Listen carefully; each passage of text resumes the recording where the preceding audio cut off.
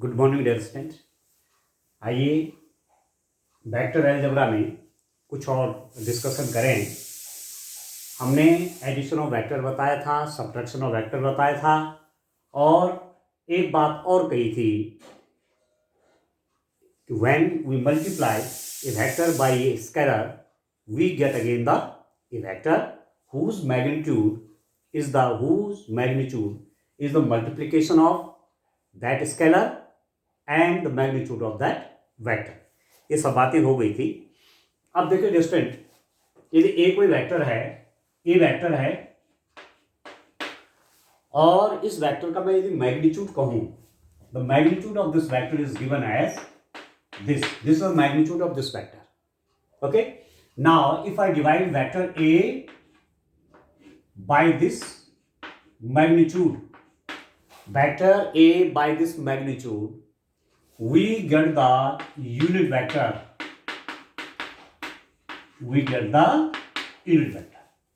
Unit vector means इकाई सदिश। ठीक है, किसी वेक्टर में उसके परिमाण से मैं डिवाइड कर दूं, ठीक है, किसी वेक्टर को मैं उसके मैग्नीट्यूड से डिवाइड कर दूं तो मेरे पास उस डायरेक्शन में, वेक्टर की डायरेक्शन में एक यूनिट वेक्टर मिलता है। और ये यूनिट वेक्टर आप कह सकते हैं कि ए कैप, इसको ए कैप से दिखाते हैं, A cap is equal to vector A divided by magnitude of that vector. तो 1 मार्क्स का क्वेश्चन कई बार पूछा जाता है कि vector is given there and you have to find the unit vector along the direction of that vector. ठीक है, तो आप करेंगे क्या, वेक्टर में उसके मैग्नीट्यूड से डिवाइड कर देंगे, we get the unit vector along the direction of that vector. Unit vector means a vector whose magnitude is unity, एक सदिश जिसका परिमाण इकाई हो, उसे क्या बोलेंगे, इकाई सदिश, यूनिट वेक्टर। डायरेक्शन होगी और मैग्नीट्यूड क्या होगा, 1 होगा, तो वो यूनिट वेक्टर हो गया। और उसको दिखाने के लिए एक कैप होता है। ठीक है दोस्तों, तो ये आपके यूनिट वेक्टर का कंसेप्ट है। दूसरी बात, यदि मैं एक्सिस सिस्टम लूं, बड़ा बड़ा ध्यान से समझिए, यदि मैं एक्सिस सिस्टम लेता हूं, मेरे पास this is the 3 dimensional axis system, origin, X axis, Y axis and Z axis.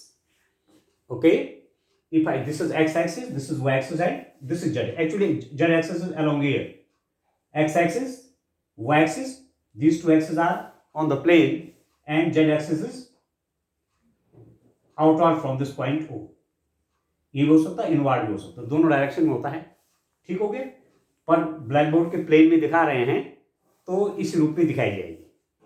ठीक हो गया, किसी टाइम पर मैं कोई पॉइंट ले लूं, A on x axis, B on y axis and C on z axis, and if I say that the coordinate of the point A are 1 0 0, coordinate of this B point are 0 1 0 and coordinate of this point C are 0 0 1 होगा ही। x axis में y और z 0 होते हैं, along y axis आपका x और z 0 होते हैं, along z axis x और y 0 होते हैं, क्यों, उसमें z का कोऑर्डिनेट होता है। ठीक हो गया, it means the length of OA is 1, the length of OB is 1, the length of OC is 1। ठीक हो गया, OB की लेंथ, OA की लेंथ क्या है, यूनिटी 1, OB की लेंथ क्या है 1, OC की लेंथ क्या है 1।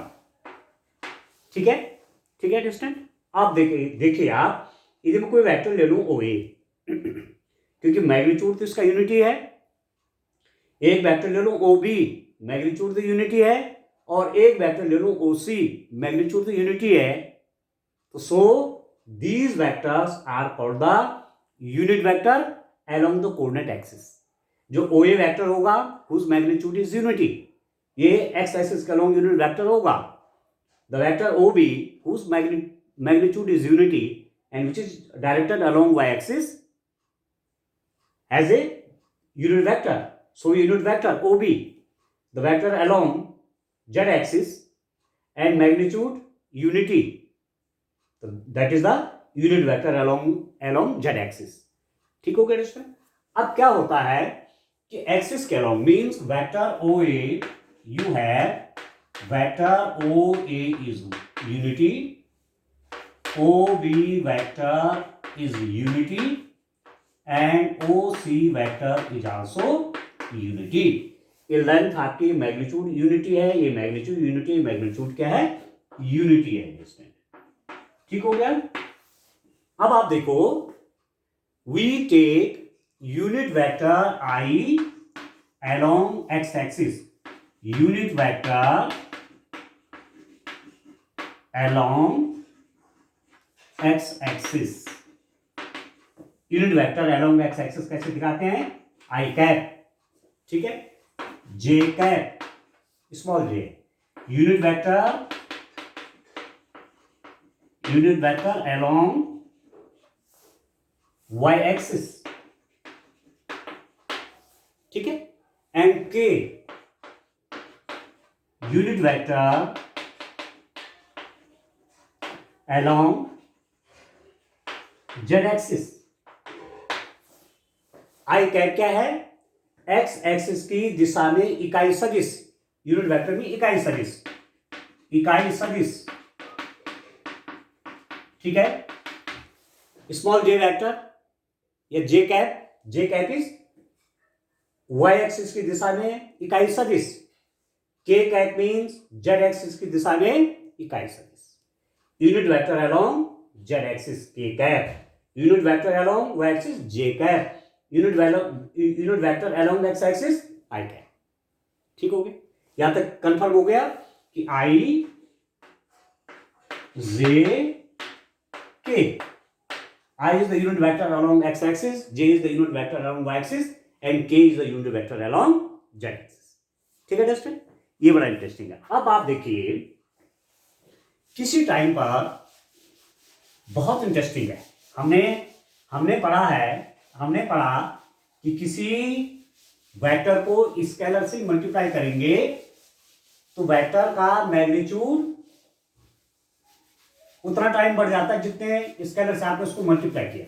यदि 2 से वेक्टर को मल्टीप्लाई किया तो उसका मैग्नीट्यूड डबल हो जाएगा.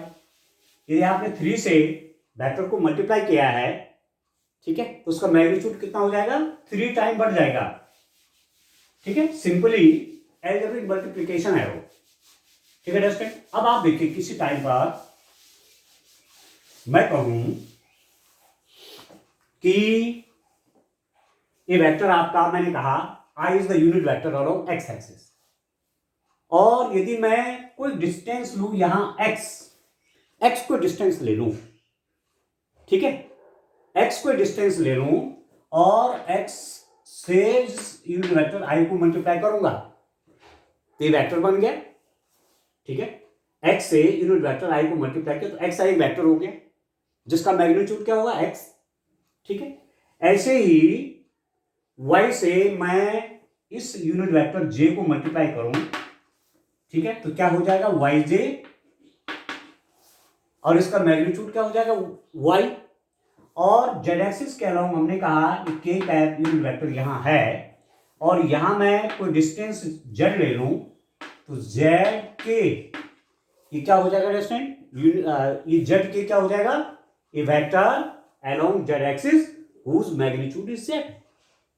ठीक है, कहने का मतलब हुआ कि यदि मेरे पास यूनिट वेक्टर है और मुझे उस डायरेक्शन में एक्स मैग्नीट्यूड का वेक्टर चाहिए, एक्स एक्सिस के अलोंग यूनिट वेक्टर आपका आई है, इस डायरेक्शन में आपको एक्स मैग्नीट्यूड का वेक्टर चाहिए, एक्स से मल्टीप्लाई हो गया तो ये वेक्टर निकल गया एक्स आई वेक्टर हो गया, और इसका मैग्नीट्यूड एक्स है. वाई एक्सिस के अलोंग यदि आपको वाई मैग्नीट्यूड का वेक्टर चाहिए तो उस डायरेक्शन में यूनिट वेक्टर को वाई से मल्टीप्लाई कर लीजिए, और यदि जेड एक्सिस की डायरेक्शन में आपको मैग्नीट्यूड जेड चाहिए तो आप उस डायरेक्शन में यूनिट वेक्टर जो के कैप है उसको जेड से मल्टीप्लाई कर देंगे. ये निकल गया वेक्टर एक्स आई वेक्टर, वाई जे वेक्टर, जेड के वेक्टर. ठीक है, तो बहुत सिंपल सा है। आगे इसमें हम क्वेश्चन भी करेंगे कि यदि मुझे किसी वेक्टर की डायरेक्शन में कुछ मैग्नीट्यूड का वेक्टर चाहिए, 2 मैग्नीट्यूड चाहिए, 3 चाहिए, 4 चाहिए, 5 चाहिए, 10 चाहिए, 20 चाहिए, तो हम पहले क्या करेंगे, उस वेक्टर की डायरेक्शन में यूनिट वेक्टर निकालेंगे। और जब उस वेक्टर की डायरेक्शन में यूनिट वेक्टर निकल जाएगा, इकाई सदिश निकल जाएगा, तो जितने मैग्नीट्यूड का वेक्टर चाहिए उस मैग्नीट्यूड से उस यूनिट वेक्टर को मल्टीप्लाई कर देंगे। ठीक है, बहुत क्लियर। जब आगे क्वेश्चन करेंगे और क्लियर हो जाएगा। तो चलिए और इसमें आगे देखते हैं, और देखते हैं इसमें आगे। अब आप देखो, यदि किसी टाइम पर मेरे पास पॉइंट P है, ये point P x y z, ये पॉइंट P है जिसका कोऑर्डिनेट आपका x y z है। ठीक है, पॉइंट P कोऑर्डिनेट क्या है, x y z। अब आप देखिए, यहां आप देखते हैं, चलिए मैं नए से बनाता हूं, इसको देखिए स्टूडेंट, बड़े ध्यान से समझिए। एक बार वेक्टर का कंसेप्ट ठीक से समझ में आएगा तो फिर हो जाएगा बड़ा आसानी से। यहां पर हम 3 डायमेंशनल स्पेस में, या स्पेस में आप कह सकते हैं, अंतरिक्ष में वेक्टर को देख रहे हैं। तो तीनों कंपोनेंट देखेंगे, एक्स एक्सिस में भी, वाई एक्सिस में भी और जेड एक्सिस में भी। ठीक हो गया। अब आप देखिए, ये मैंने एक्सिस सिस्टम बनाया, मेरे पास कोई पॉइंट है P जिसके कोऑर्डिनेट हैं एक्स वाई और जेड। एक्स एक्सिस के अलोंग यूनिट वेक्टर आपका आप जानते हैं क्या होता है, आई कैप एक्स एक्सिस के अलोंग, जे कैप वाई एक्सिस के अलोंग और के कैप जेड एक्सिस के अलोंग। ठीक है दोस्तों।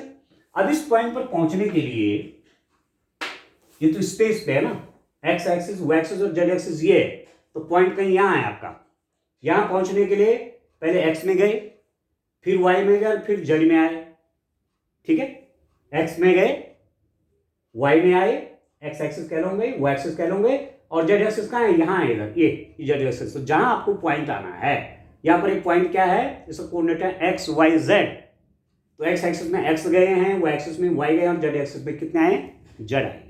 अब वेक्टर फॉर्म में कैसे करेंगे, अब आप देखिए, मैं कह रहा हूं किसी टाइम पर, आप देखिए यहां से मैंने जो परपेंडिकुलर ड्रॉप किया है, मैं कह रहा हूं ये एक पॉइंट ये है।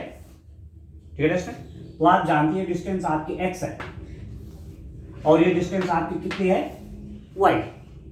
ठीक है, अब आप O से A, आपको यदि OA वेक्टर चाहिए, OA वेक्टर यदि आपको चाहिए, इस डायरेक्शन में यूनिट वेक्टर I है और y एक्सिस की डायरेक्शन में यूनिट वेक्टर क्या है, J है।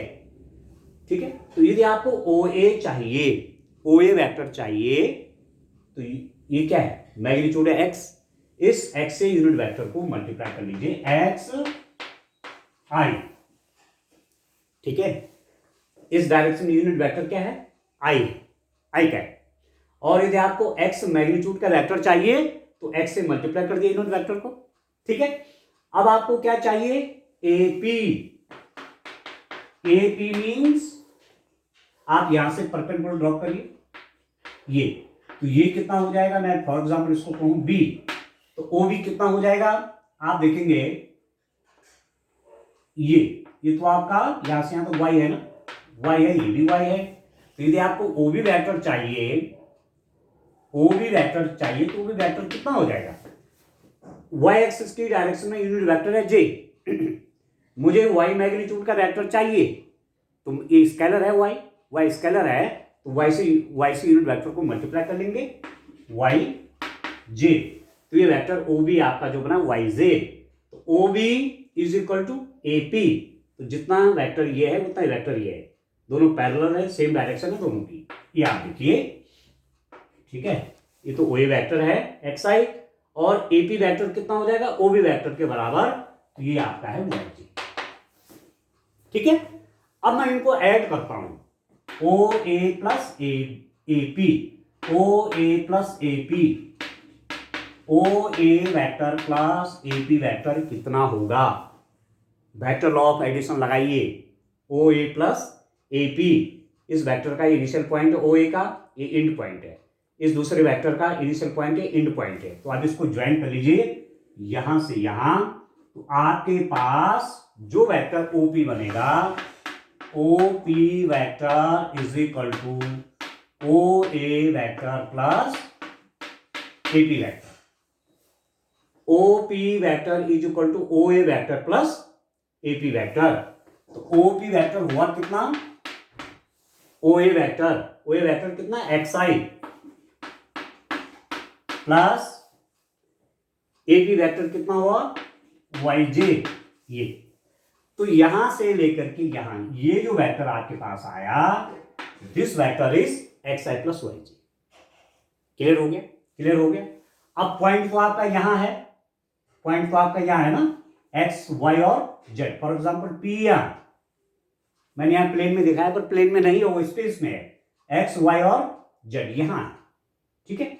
अब इस डायरेक्शन में देखो, ये जो है यहां से लेकर के यहां तक, आप देखिए इसको आप दिमाग के अंदर सोचना पड़ेगा ना, यहां से लेकर के यहां तक जेड है, और जेड एक्सिस की डायरेक्शन में यूनिट वेक्टर क्या है, के का है।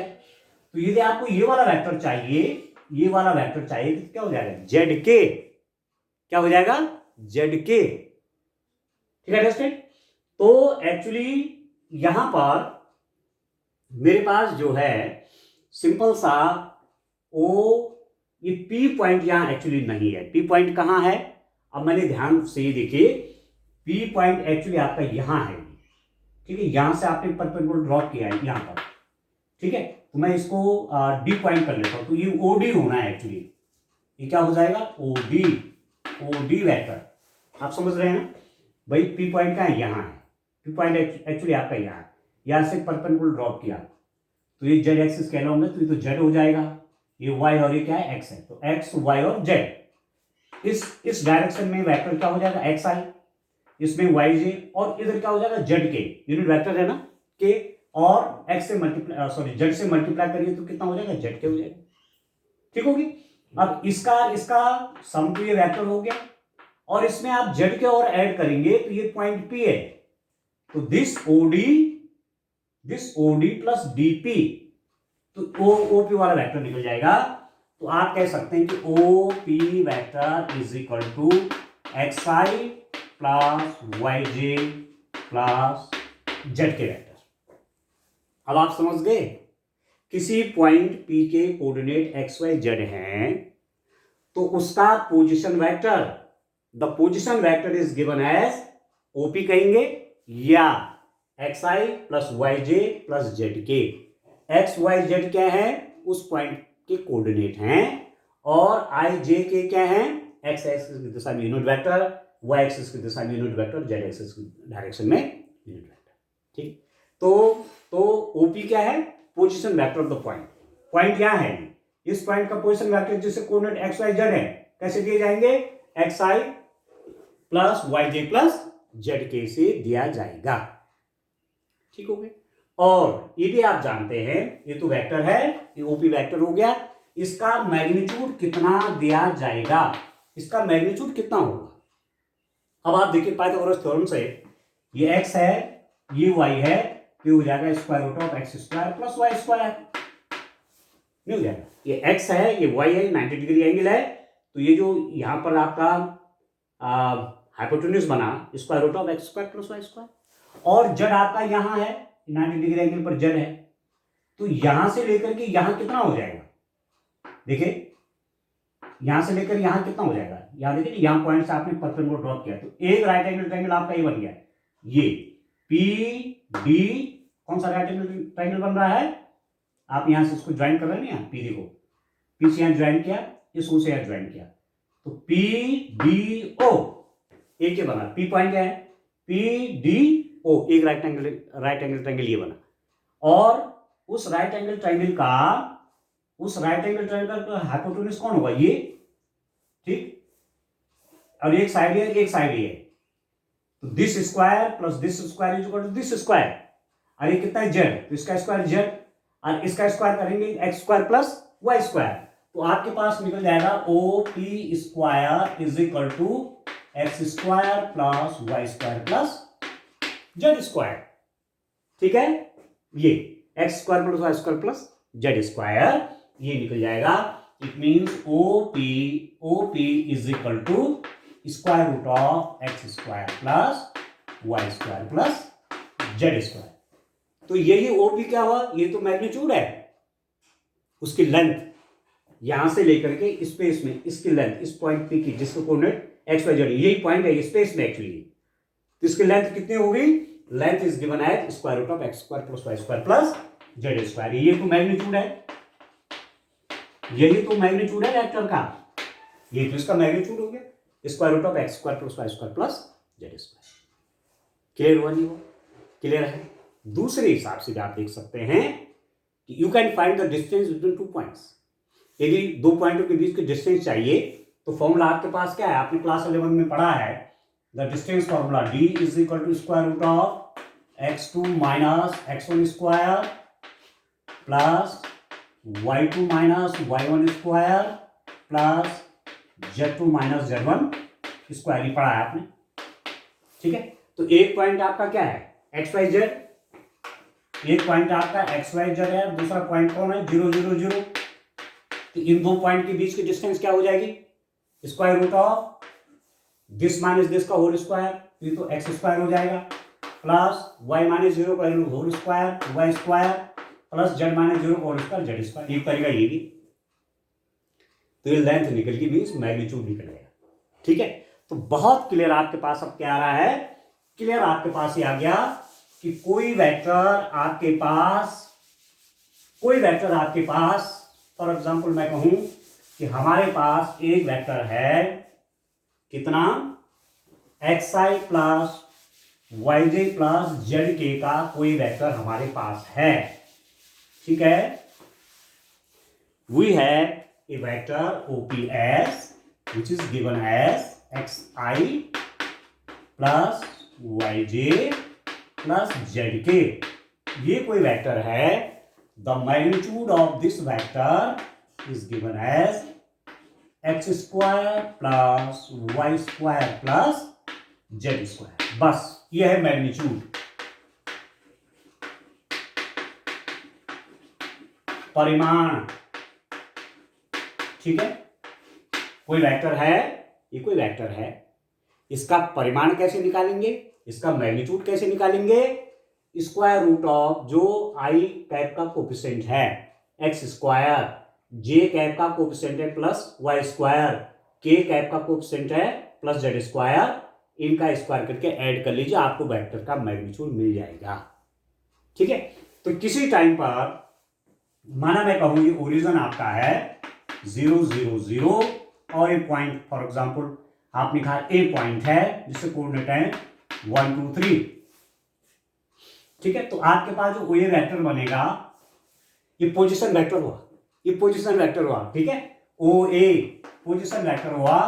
क्यों है पोजीशन वेक्टर, क्योंकि ओरिजिन के रिस्पेक्ट में पॉइंट ए को इंगित करता हुआ वेक्टर चाहिए, वही तो पोजीशन वेक्टर हुआ।